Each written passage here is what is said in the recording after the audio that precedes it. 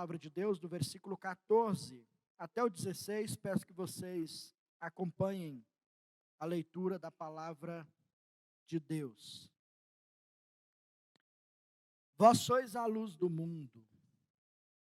Não se pode esconder a cidade edificada sobre um monte, nem se acende uma candeia para colocá-la debaixo do alqueire, mas no velador, e alumia todos os que se encontram na casa. Assim, brilhe também a vossa luz diante dos homens, para que vejam as vossas boas obras e glorifiquem a vosso Pai que está nos céus. Vamos orar juntos? Tenha misericórdia de nós aqui agora, Senhor. Primeiro da minha vida, ao expor a Tua palavra. Que o Senhor me use os meus lábios, a minha voz, as minhas emoções, meu pensamento. Que tudo isso seja dominado pelo Senhor. E que a Tua palavra alcance não apenas os ouvidos dos Teus filhos, mas que domine também o coração deles. E que os convença daquilo que o Senhor quiser nessa noite. Tenha misericórdia de nós e fale conosco, em nome do Teu Filho Jesus. Amém. Nesse mundo moderno em que nós vivemos, alguns denominam até como hipermoderno, há muitas pessoas iluminadas. Talvez você já tenha convivido com alguém assim tão iluminado. E o critério que se usa para apontar alguém iluminado nos nossos tempos ou nos nossos dias, esses critérios são erigidos sobre uma plataforma completamente humanista e materialista. O que eu quero dizer com isso? É alguém que se destaca intelectualmente, por exemplo. Você convive com uma pessoa absurdamente inteligente.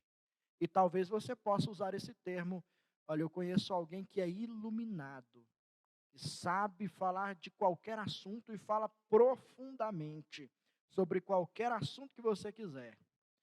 Ou talvez você chame de iluminado alguém que desenvolva grandes projetos científicos, que faça grandes descobertas em nosso tempo. O fato que eu quero mostrar é que o conceito para determinar que alguém é iluminado no nosso tempo são apresentados com base em características naturais, que podem ser desenvolvidas por qualquer pessoa. Entretanto, Jesus Cristo apresentou para nós, no Sermão do Monte, uma plataforma com critérios completamente diferentes para revelar os seus iluminados, aqueles que realmente podem ser chamados de iluminados. E esses critérios não são baseados ou dependentes de características naturais para destacar qualquer pessoa. É justamente por isso que, segundo Jesus Cristo, e é o que eu quero mostrar nessa noite, segundo Jesus, os iluminados de verdade não podem ser outros, senão os cristãos, senão aqueles que conhecem a Jesus. Embora na história, se você pesquisar, você vai ver que há cristãos que se destacaram na arte, na educação, na ciência. Você vai ver que os prêmios Nobel do mundo foram entregues para muitos cristãos. Mas não é por isso que nós podemos chamá-los de iluminados. Não é por ser um ganhador de um prêmio Nobel. Não é isso que torna uma pessoa iluminada. E é isso que nós veremos hoje. No início do Sermão do Monte, que começa aqui no capítulo 5, nós vemos Jesus Cristo apontando um comportamento que alguns podem mesmo até se enganar ao tentar entender. Porque aqui tem um conjunto de características que normalmente são confundidos com emoções.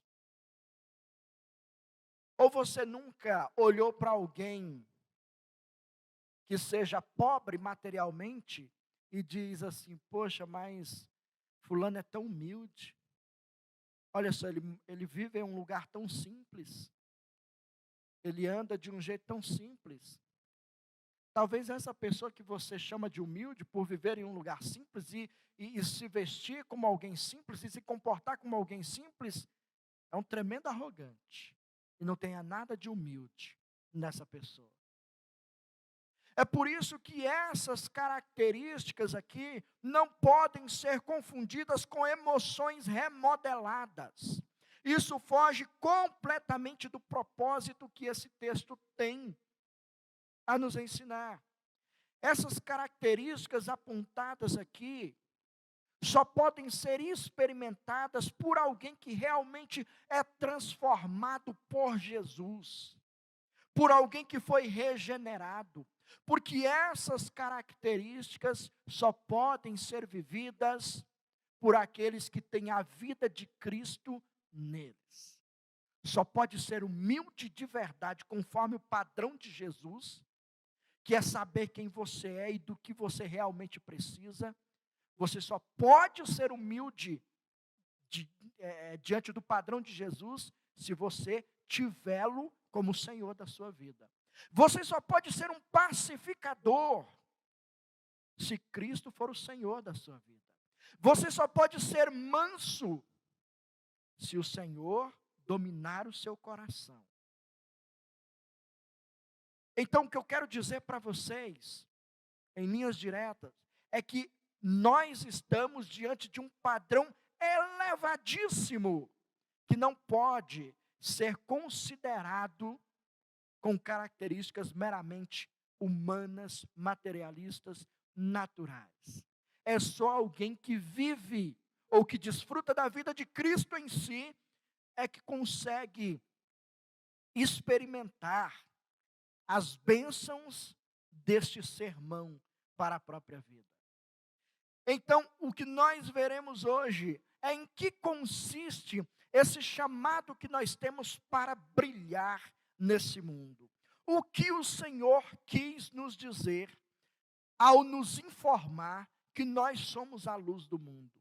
O que se espera de nós? Como é que devemos viver nesse mundo? Se fomos chamados para essa finalidade. Primeiramente, eu quero responder a pergunta sobre quem são os chamados. Quem é que é chamado para brilhar? São apenas uma elite dentro do cristianismo? São alguns tipos de cristãos? São aqueles que conseguem alcançar um nível intelectual mais elevado, um conhecimento de teologia mais profundo? São esses que devem brilhar mais do que os outros, ou são eles que precisam brilhar nesse mundo? E a resposta é não. A resposta para essa pergunta é que todos os crentes foram chamados, você, e você, e você também. Todos nós, indistintamente, se somos crentes em Cristo Jesus, fomos chamados. É assim que o texto aqui começa dizendo para nós, vós. Esse termo aqui é dirigido diretamente para as pessoas que estavam ouvindo Jesus Cristo durante aquele sermão. Então, quem eram essas pessoas? Passa uma página aí na sua Bíblia, vai uma ou duas, vai lá no final do capítulo 7, que é o final do Sermão do Monte, versículos 28 e 29, que nos diz assim: quando Jesus acabou de proferir estas palavras, estavam as multidões maravilhadas de sua doutrina, porque ele as ensinava como quem tem autoridade, não como os escribas. Com base na conclusão desse sermão, quem é que estava ouvindo Jesus ali? Todas, ou a grande multidão. Todas as pessoas, todos os seguidores de Jesus, não eram apenas os seus 12 apóstolos, os seus discípulos mais próximos. Ele está se dirigindo, nesse sermão, a todos aqueles seguidores, e a eles que ele informa, vocês são a luz do mundo. Isso significa que esta mensagem se estende até a nós, os crentes em Cristo Jesus. É uma afirmação que não suporta terceirização. Você não pode dizer que o chamado é para o outro, ele é para você. A missão é sua. Se você é um cristão, então você é chamado para brilhar. O Senhor chamou a todos nós para essa missão, porque nós vivemos em um mundo que está mergulhado em densas trevas. Nós não podemos negar isso.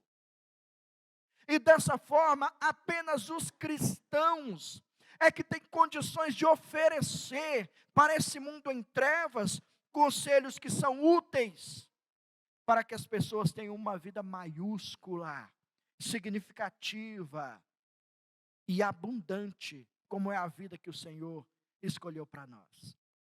Quero provar para você, por meio de um exemplo, que nós vivemos em um mundo que apresenta escuridão, no sentido de algumas pessoas não conseguirem discernir tão facilmente qual seja a vontade de Deus para as suas vidas. Então, aqueles a quem o Senhor disse, ou se dirigiu dizendo que são a luz do mundo, são usados agora pelo Senhor para que manifestem essa luz. Enquanto eu começo contando essa ilustração, vou pedir o diácono mais bondoso do universo que traga uma água para mim, por gentileza. Um dos meus irmãos devem estar me ouvindo aí. Uma aguinha, por favor.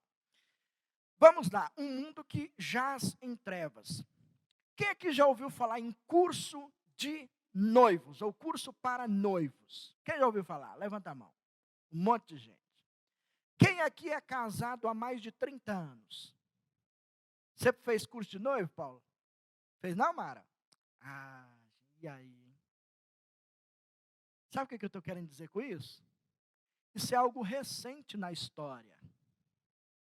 Sabe o que era comum, pegando esse dado de 30 anos atrás? O comum era que os pais fossem bons exemplos para os seus filhos, e eles é que ministravam durante a vida toda um curso de noivo para os filhos. Os pais, durante a vida, preparavam os seus filhos para o matrimônio. Esse é um projeto de diácono abençoado. Obrigado, irmão. Obrigado, viu? Entendem? Prestem bem atenção. Eu não estou dizendo que ter curso para noivos é errado. Não é nada disso. Não é nada disso. O que eu estou dizendo é que nós vivemos em um mundo com densas trevas a tal ponto de que uma pessoa que está interessada em um casamento precisa que uma outra pessoa a ajude a entender ou antever quais são os desafios que uma vida familiar apresenta, para que esta família embrionária possa se preparar e entrar melhor na vida conjugal. O que é necessário, então, nesse tempo que vivem densas trevas? Que uma luz brilhe. Que alguém diga, olha, esse é o papel da mulher dentro de um casamento, esse é o papel do homem dentro de um casamento. O que há alguns anos atrás não era necessário. Talvez houvesse mais luz nesse sentido. Mas o mundo caminha sendo consumido e envolvido por uma escuridão cada vez mais intensa. E então, o fato de Jesus Cristo chamar-nos para brilhar, é para que nós sejamos instrumentos que iluminam a vida de pessoas que enfrentam esse tipo de dificuldade. Então, os meus irmãos mais jovens que ainda vão se preparar, ou que já estejam pensando em casamento, eu não estou dizendo que isso é errado, tá? Não estou dizendo, procurem mesmo, é importante, procurem pessoas mais velhas. O ideal era que os seus pais te preparassem para o casamento. Isso é o ideal. Se eles não têm as devidas condições, procure alguém mais experimentado na fé. Sente-se com os irmãos que têm um bom testemunho nesse sentido, que vão te ajudar, vão te abençoar com o testemunho deles. Eles vão iluminar a sua vida, caso tenha trevas. no seu olhar, caso você esteja com medo de alguma situação, irmãos assim podem ajudar você. Porque Jesus Cristo chamou gente humilde, gente simples. E foi a essas pessoas, a essa comunidade que ele se dirigiu e disse que eram a luz do mundo. Não porque alguma característica excepcional fosse encontrado neles. Não era por isso. É porque eles já estavam preenchidos com a verdadeira luz que veio ao mundo e ilumina a todos. A luz dos crentes não é apenas uma força recebida em um momento especial, não é uma força qualquer. A luz dos crentes é o resultado da união que o crente tem com o seu Senhor. O nosso Senhor Jesus que afirmou: eu sou a luz do mundo, quem me segue não andará em trevas, pelo contrário, terá a luz da vida. Esse que declarou ser a própria luz, é o mesmo que vem habitar em nós, e nós dentro dele. Essa união mística faz com que nós tenhamos condições de compartilhar essa luz que vive e que habita dentro de nós. Quando o Senhor veio para a nossa vida, foi com o propósito de dissipar as trevas, de acabar com elas no nosso coração e transformar-nos em completos e autênticos luzeiros que apontem para Ele.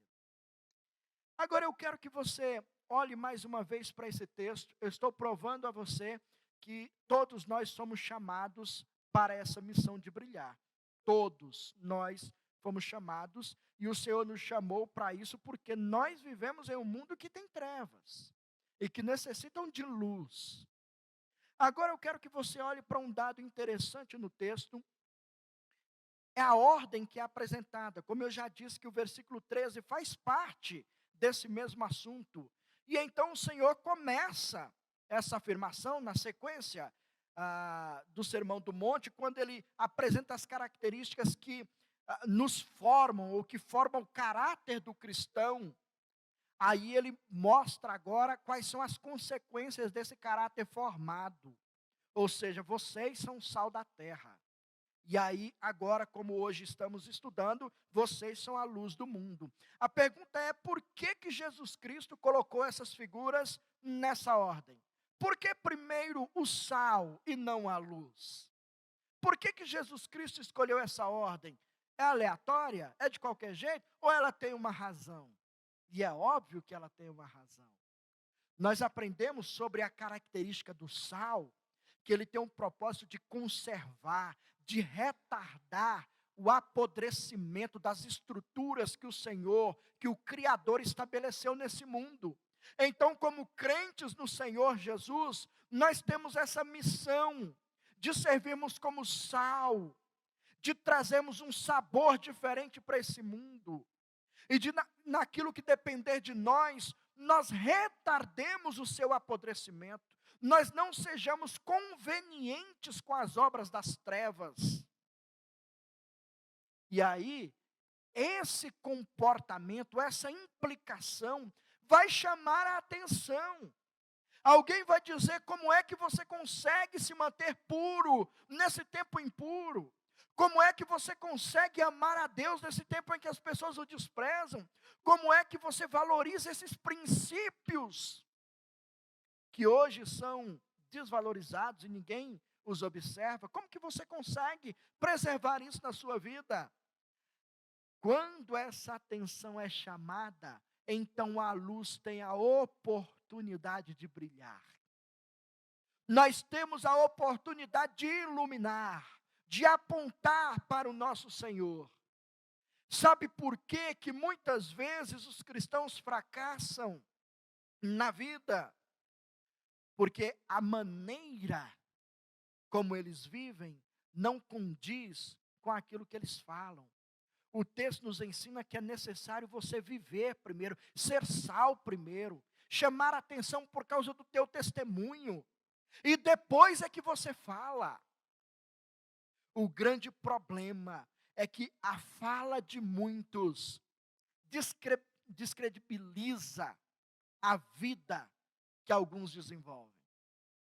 Não salgam nada, perderam o sabor, não conseguem manter a estrutura da maneira que o Criador intentou. Então, isso faz com que a mensagem do Evangelho não alcance como poderia, porque a vida é contrária àquilo que se professa. Nessa ordem nós aprendemos viver, salgar para iluminar. É isso que Jesus Cristo propôs aqui para nós. Essa ordem significa isso. Portanto, se nós entendemos que todos fomos chamados para brilhar, a segunda parte dessa mensagem também nos desafia a brilhar exercendo a nossa vocação. A pergunta seria então, como é que eu posso brilhar? Se eu fui chamado para brilhar, então me ajude, pastor, a entender como que eu posso brilhar nesse mundo. De que tipo de brilho o Senhor está falando aqui? Nós precisamos começar entendendo sobre qual é o efeito da luz. O que ela produz? O que uma luz faz? Para que ela foi criada? Para que ela foi inventada, desenvolvida? Uma primeira resposta bem objetiva, nós podemos dizer, ela foi criada, foi desenvolvida, inventada para dissipar as trevas. Se nós não tivéssemos essa luz brilhando aqui diante de nós agora, essas várias lâmpadas, nós estaríamos em uma tremenda treva aqui dentro. Nós não nos veríamos aqui.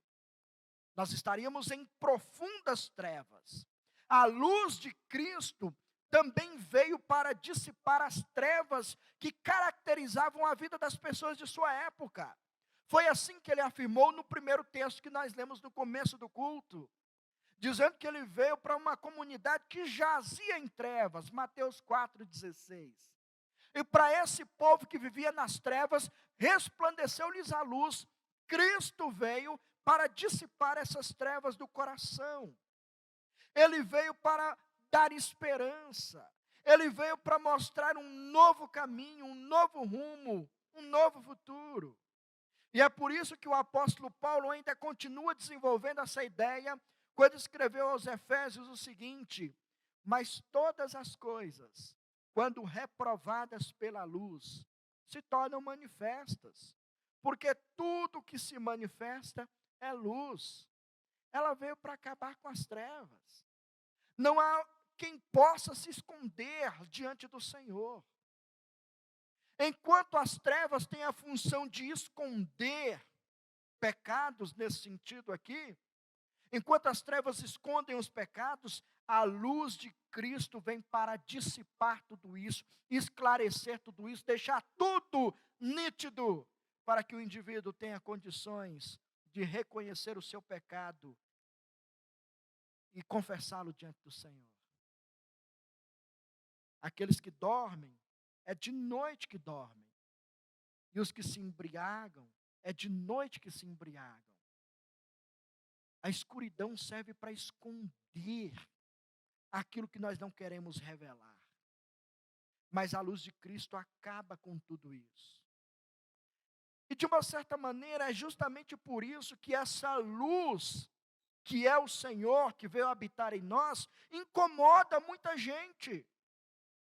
Há pessoas que até fogem dessa luz, porque eles não têm interesse que os seus pecados sejam denunciados.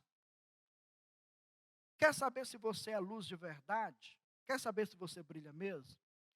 Você já chegou em algum tipo de ambiente onde tem uma rodinha conversando lá, então tá aquele sorriso para lá e para cá, um olhando para o outro, e gargalhada para cá e para lá. Aí quando você se aproxima, todo mundo para e muda o assunto.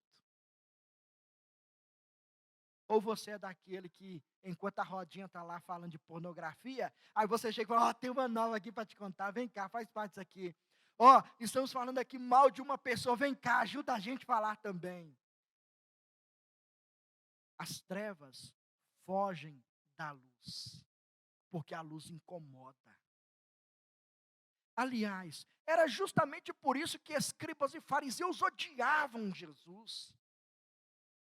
É por isso que eles perseguiram Jesus e até mataram Jesus, porque a vida de Jesus denunciava os pecados ocultos que eles tinham.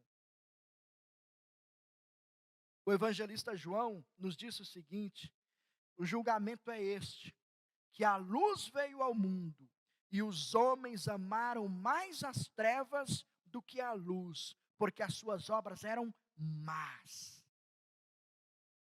A luz incomoda aqueles que vivem nas trevas e aqueles que decididamente não querem sair das trevas. Se você é uma luz de verdade desse tipo de grupinho, quando eles acontecerem no seu trabalho, onde quer que seja, quando você se aproximar, o assunto vai mudar. Ou precisa mudar. Se não muda, tem que reavaliar que tipo de luz você tem na vida. Exercer a vocação é entender a função primordial da luz, que é dissipar as trevas. As trevas não conseguem conviver juntamente com a luz. Mas um segundo desafio que nós temos ao exercer a nossa vocação como luz do Senhor é explicar a causa das trevas. Nós precisamos ter condições de explicar o porquê que as trevas existem. Entendam que a alienação entre o homem e o seu Criador é a grande responsável pelas trevas densas que se instauraram dentro da nossa realidade. É por causa do afastamento entre o homem e o seu Deus, o seu Criador, que as grandes tragédias existem. É por causa disso que é impossível qualquer pessoa fazer algo de bom estando longe daquele que é a essência do que é bom, aquele que é o sumo bem. Longe de Deus, nós não temos condições de fazer aquilo que realmente é correto aos olhos de Deus, diante do padrão de Deus. Tomemos como exemplo o famoso caso que tem circulado nos meios de comunicação, não apenas do nosso país, mas do mundo inteiro, que é o caso daquela menininha de 10 anos que foi abusada sexualmente e ficou grávida. Quantas trevas existem apenas nessa história? Em que, se você não é um cristão com a luz do Senhor, que te dá discernimento para entender como esse mundo funciona e explicar a presença das trevas aqui, você assume uma posição bem polarizada nessa situação e não vai refletir aquilo que o Evangelho nos ensina e que nós podemos encontrar, ainda nessa história, esperança para o coração. Veja, a atitude do homem que abusou a criança é a atitude de alguém que vive longe de Deus, dominado pelas trevas. E longe de Deus, dominado pelas trevas, pelo pecado, não há possibilidade de fazer o que é bom. Mas, por outro lado, ver uma vida sendo encerrada no ventre daquela criança, também é uma atitude dominada pelas trevas. Também é. Pensar que aquela criança poderia então viver com muitos traumas se deixasse a gestação seguir, também seria uma manifestação de trevas. Ao passo que ter encerrado não livrará essa criança de viver com traumas que são frutos de trevas. Essa história está repleta de trevas. Totalmente. Somente a luz que há em Jesus é que pode oferecer esperança para essa criança, para a família dessa criança. E não cabe aqui argumentos superficiais e simplórios do tipo, é porque não é a tua filha. Não se trata disso, gente. Se trata de entender a história como um todo e entender o que é que está por trás de tudo isso. As trevas que foram instauradas aí e que apenas Jesus é que pode dissipá-las. É somente Ele que pode trazer esperança. Eu e você precisamos entender de uma vez por todas que não existe nenhuma possibilidade de termos uma vida boa ou melhorada nesse mundo ausentes de Cristo Jesus. Não dá para pensar em um mundo legal, em um mundo melhor, sem Cristo Jesus. E nesse pecado há muitos que caem, porque querem colocar a sua esperança de um mundo melhor, talvez na educação.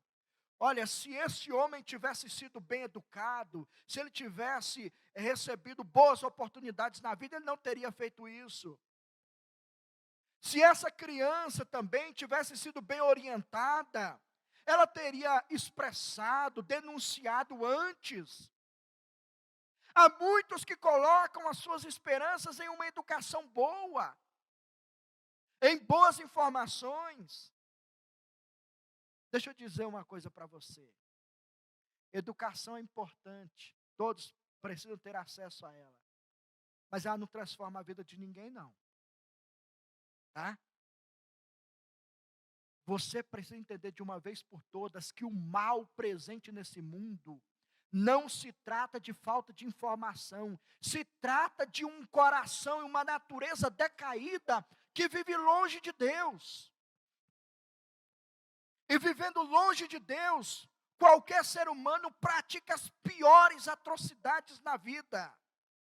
E não há educação boa demais, não há informação boa demais que livre qualquer pessoa de praticar atrocidades quando ela é dominada pelas trevas. Esperança é só em Jesus Cristo. Somente Ele é quem pode dissipar as trevas, convencer o pecador do mal que ele faz, da justiça e do juízo de Deus. Somente Jesus é que pode oferecer uma vida diferente. Somente a luz de Jesus é que pode trazer luz ao coração e à mente, a fim de que as pessoas se voltem para Ele. E possam então viver segundo o padrão que esse sermão do monte nos apresenta. E principalmente a implicação dele, que é de ser uma luz para esse mundo, ou nesse mundo. A conclusão a que chegamos é que, assim como o sal insípido, ou que perde a sua característica, que perde a sua vocação, que é de salgar, não serve para mais nada, a luz está seguindo nesse aspecto aqui também. A luz segue nessa mesma direção. O mesmo tom de juízo que tem no sal, tem também na luz. É o mesmo. E eu quero usar então as duas figuras que foram apresentadas no texto como elementos de aplicação dessa nossa mensagem. Você não veja, Jesus Cristo disse que a cidade edificada sobre um monte não pode ser escondida. Não pode. E ele disse também que uma candeia não foi feita para ficar debaixo de um alqueire. E eu explico essas figuras para vocês. O fato é que com as duas, Jesus quer nos mostrar algo que se torna ridículo. Ridículo. Uma cidade, a ideia de uma cidade colocada sobre um monte é para ela ficar visível, para ela aparecer, para ela ser um ponto de referência para pessoas que precisam ter um norte para o seu caminho. Eles olham para a luz dessa cidade sobre o monte, e então eles terão uma direção para onde caminhar. De igual modo, a candeia A maioria aqui nunca experimentou na vida, não sabe o que é uma lamparina. Sabe o que é, Vitor? Uma lamparina? Sabe? Você é bem informado, você sabe? Sabe também? Então estou enganado. Eu acho que o Bernardo não sabe o que é uma lamparina, sabe? Então, eu vou falar logo o que é, não vou perder mais tempo, vocês são muito bem informados. Oi? O Google informa, é verdade, é verdade. A questão é a seguinte: vocês podem conhecer o elemento, mas talvez não tenham experimentado ele na prática, né? A lamparina funcionava sempre à base de querosene ou de óleo, né? Você coloca o recipiente embaixo e aí coloca um pavio e acende. Normalmente, né, coloca em um ambiente na casa. A minha casa já foi iluminada dessa maneira. Então você coloca ela em um ambiente e é para iluminar a todos que estão ali. Quando a energia acaba, a força da energia acaba na sua casa, talvez você acende uma vela, ou para aqueles mais avançados tem a luz de emergência, né? O fato é que esse tipo de luz é usada, né, para iluminar. Não faz sentido você colocar sobre ela algo que vai impedi-la de ser iluminada. O alqueire aqui era um objeto usado para medir sementes. Então pense num cesto, um recipiente redondo assim, que você, onde está colocada a lamparina, a candeia, aí você vem com ele e coloca por cima. Vai apagar a luz. Vai apagar. E ela não vai iluminar ninguém.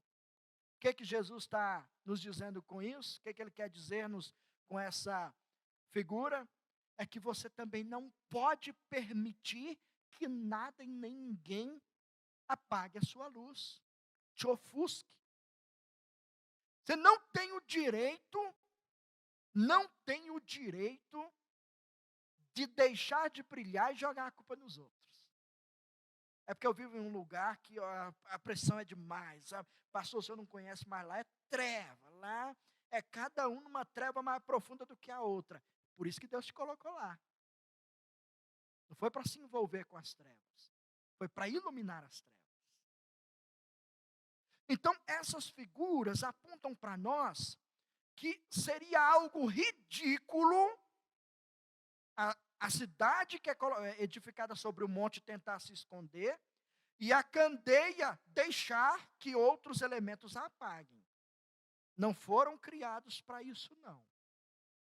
Não foram inventados e desenvolvidos para isso, não. A luz é para se manifestar. Eu tenho uma proposta para fazer para vocês. Eu estou com essa lâmpada aqui, ó, eu estou guardando ela já tem uns 3 meses ali. Ela está queimada, não acende mais.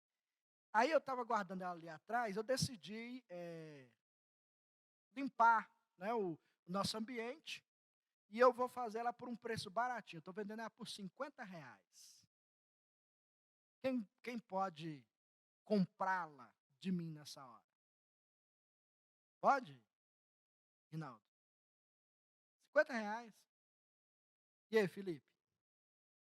50.